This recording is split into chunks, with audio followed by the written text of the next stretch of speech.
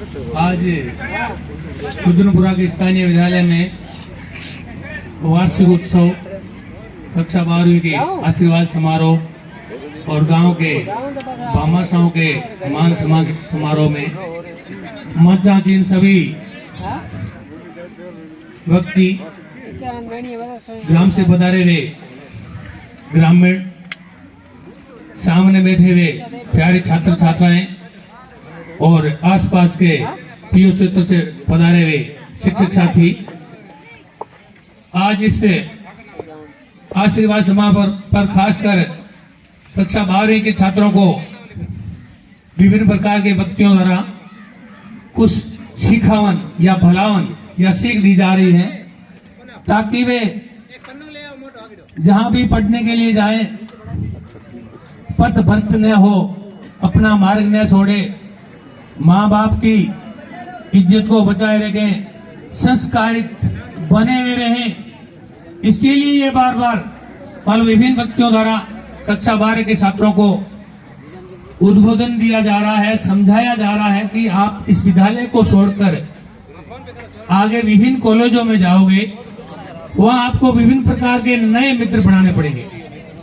वो मित्र कैसे हैं, क्या उनके साथ आप रह करके शिक्षा को आगे बढ़ा पाएंगे या आपको वो कमजोर करके गलत रास्ते पे ले जाएंगे या किन्हीं नशों से आपको मान लो नशों में डुबो दोगे, इनकी खासकर ध्यान रखनी है। इसीलिए सरकारी विद्यालयों में पिछले 5 सालों से ये कार्यक्रम होना शुरू हुआ है।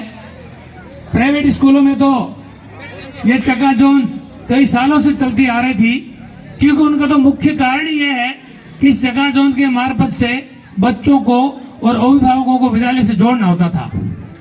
यहाँ भी सरकारी विद्यालयों में इसी तर्ज पर यह प्रक्रिया शुरू की है।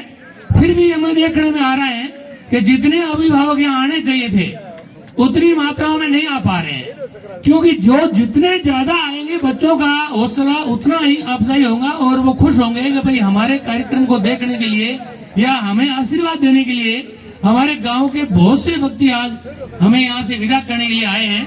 तो वो संख्या में नहीं आ रहे हैं, तो आने वाले कार्यक्रमों में थोड़ा सा मैं इन विद्यार्थियों को भी कहना चाहूंगा कि आप अपने अभिभावकों को थोड़ा सा इस प्रकार से प्रेस करें कि सर पिताजी आपको चलना ही पड़ेगा।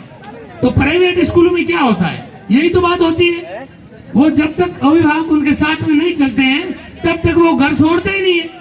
उन्होंने ठोस निर्णय होता है कि आप चलोगे तो अभी मैं चलूंगा, इसलिए वहाँ एक बहुत बड़ी भीड़ इकट्ठी हो जाती है। यहाँ भी ऐसी भीड़ इकट्ठी होने में मान लो आपका योगदान रहेगा, यानी बच्चों का योगदान रहेगा, और इनसे आपको फायदा भी है कि जितनी तादाद ज्यादा होगी उतनी आपको खुशी ज्यादा होगी कि हमारे अभिभावक हैं, हमारे प्रोग्राम को देखने के लिए आए हैं। रही बात 12वीं क्लास के बच्चों का यहाँ से जाने के बाद में, तो उनको अपने स्वयं के बलबूते पर आगे शिक्षा को आगे बढ़ाना है।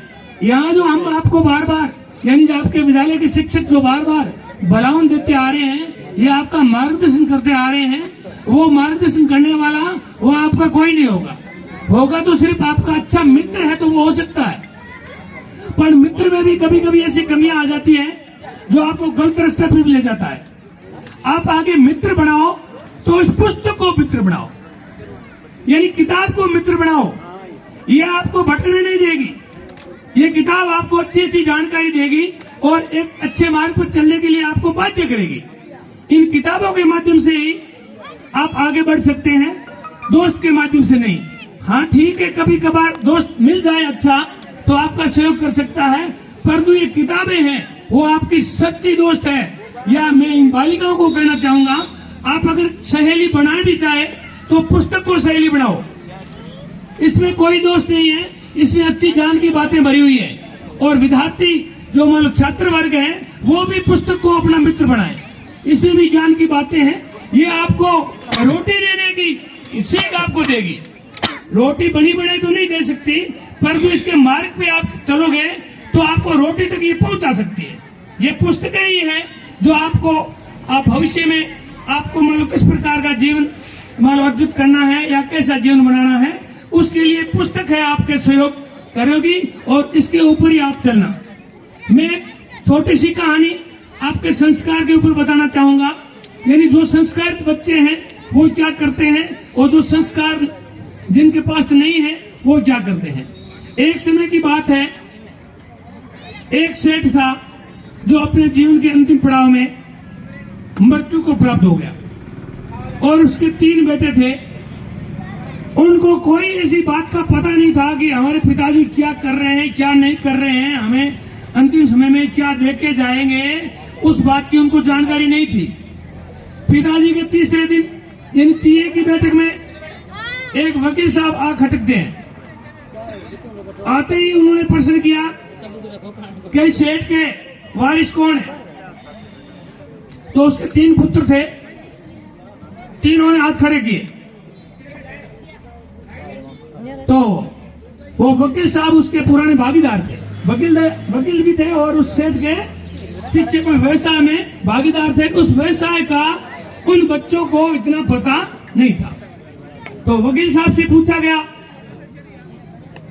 वे आपके पिताजी और मेरे साथ में व्यापार था, व्यापार में घाटा आ गया जी सर, और आपके पिताजी में मैं 20 लाख रुपए मांगता हूं। वकील साहब नीची गर्दन करके बैठ गए। फिर दूसरे वैसा ही था, अच्छा, उससे पूछा गया, चलो भाई आपके पिताजी के 20 लाख रुपए आप देने के लिए तैयार हो नहीं हो। उसने भी मना कर दिया, नीची गर्दन करके बैठ गया। तीसरा बच्चा था जो घरेलू कामकाज करता, खेती बाड़ी जैसे किसान जैसा आदमी था।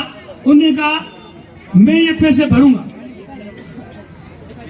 क्योंकि आज अपने समाज में ऐसी बातें चलती है, बाप के ऊपर अगर थोड़ा बहुत ऋण होता है तो बेटा भरता है, नहीं भरता है? भरता है। अगर अच्छा बच्चा है, मान लो संस्कारवान बेटा है, अगर हकीकत में पिताजी ने पैसे लिए हैं तो उस बेटे को भरने पड़ते हैं, भरना आवश्यक भी है। परंतु यहाँ कुछ और बात मोड़ खाएगी, ध्यान से सुनना। तो फिर क्या हुआ, तीसरे छोटे बच्चे की पत्नी ने उसको एक तरफ खींच के ले गई। अरे आपकी अक्ल है कि नहीं है? आपने 20 लाख रुपए भरने की हाँ कर दी, आप कैसे भर पाओगे? अपने पास तो अपने रोजी रोटी यानी दिनचर्या बढ़ाने के लिए भी कुछ राशि नहीं है और आप 20 लाख देने की बात कर रहे हो। उसने कहा नहीं, मैं मेरे पिताजी की शान को बरकरार करने के लिए मैं पैसे भरूंगा, भले ही मुझे बिकना पड़े, भले मेरी जो छोटी सी संपत्ति उसको बेचना पड़े। ये बात सुनने के बाद में वकील साहब ने, जो उसके पिताजी के भागीदार थे, एक वकील साहब तो व्यापारी के बेटे थे, एक पिताजी के भागीदार थे, उनने बाद में कहा सुनो मेरी बात भाई, इन 2 बेटों ने बाप के ऋण को भरने में असमर्थता जताई है और एक बेटा ऐसा है जो बाप को ऋण भरने में मान लो खुश है कि भाई मैं भरूंगा। तो वास्तविक बात यह है कि मेरे और इनके पिताजी के साथ में एक बड़ा व्यवसाय चल रहा था, उसको मैं संभालता था और धन में हमारे दोनों की भागीदारी बराबर थी। उसमें मेरे को 20 लाख का मुनाफा हुआ और जो मैं इसके बेटों को देने के लिए आया हूं। तो 2 की तो क्या है, नजरें झुक गई क्योंकि वो पहले ही मुकर गए थे और तीसरे बेटे को 20 लाख का वो पैकेज दिया गया। तो मेरे कहने का मतलब क्या है, जो संस्कारवान था वो फल को प्राप्त करेगा। आप में भी अगर विद्यार्थी ऐसे हैं जो पथ भ्रष्ट हो गए, माँ बाप के सपनों को पूरा करने का जुनून रखते हैं, उसको कहीं न कहीं कोई न कोई छोटी बड़ी जॉब जरूर मिलेगी। ये मैं दावे के साथ कहता हूं। अगर आप संस्कारित हो, अपने माँ बाप के जो सपनों को साकार करने के लिए आपके दिल में कोई जुनून है, तो भगवान भी आपका सहयोग करेगा। नसीब कुछ नहीं कर पाएगा, आपकी मेहनत काम आएगी। अगर मेहनत करोगे तो आप जरूर मंजिल तक पहुंचोगे। और आपके अगले पायदान पर जाने के लिए आज बीरा राम जी ने जो फंक्शन किया है, इस फंक्शन की मर्यादा या लाज रखने के लिए आपको एक लक्ष्य निर्धारित करके अपने पथ को आगे बढ़ाना है और मंजिल तक चलने के लिए भरसक प्रयास करना है, जिससे आपकी भी शान और शौकत बढ़ेगी, आपके परिवार की बढ़ेगी, आपके गांव की बढ़ेगी और इस प्रकार एक देश में भी आपकी शान और शौकत बढ़ेगी अगर आप अच्छे पद पर पहुंचते हो तो। तो इस प्रकार मैं इन शब्दों के साथ मैं मेरी वाणी को विराम देता हूं। जय हिंद, जय भारत।